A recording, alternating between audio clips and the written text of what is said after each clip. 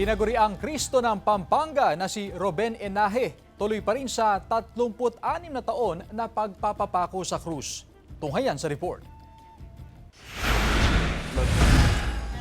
Bakas man ang katandaan sa kanyang itsura, pero wala pa ring kupas ang panata ng 64 anyos na si Mang Ruben Enaje mula sa Barangay Kutod sa City of San Fernando. Mas kilala bilang Jesus ng Pampanga dahil sa higit 3 dekada na niyang pagganap bilang Hesukristo tuwing mahal na araw. Puspusan na ang kanyang paghahanda, all set na ang kanyang koronang tinik, mga pako at ang krus na kanyang papasanin. 1.8 kilometers ang layo mula sa burol kung saan siya ipapako. Ayon kay Mang Ruben, nasa 28 kilos ang bigat ng krus na gawa sa fiberglass. Mas magaan daw ito kumpara sa mga krus na pinapasan niya noong mga nakaraang taon. Dulot na rin ang kanyang katandaan at pabago-bagong lagay ng panahon. Kahit matanda na, hanggat kaya niya, ipagpapatuloy daw niya ang kanyang panata upang may pakita sa publiko ang naging sakripisyo ni Hesukristo sa krus para sa kaligtasan ng sanlibutan.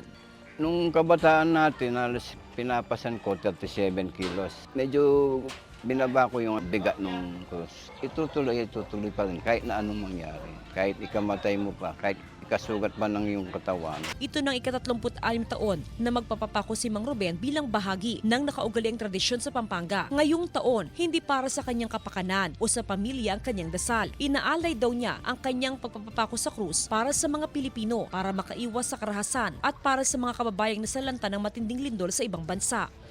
Ang ayaw ko lang mangyari dito sa ating bansa, yung nangyari sa Taiwan.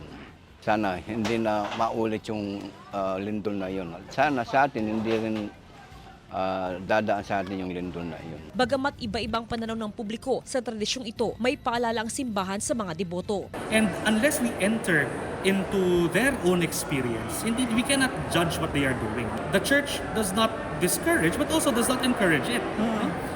Kasi nga, meron tayong paraan ng penance na binibigay ng Santa Iglesia. Ang pagpapako sa krus ay isang dekada ng tradisyon sa Pampanga na sinimula ng isang faith healer mula sa Apalit na si Arsenio Anyoza noong 1961. Jasmine Gabriel Galban, One North Central Luzon.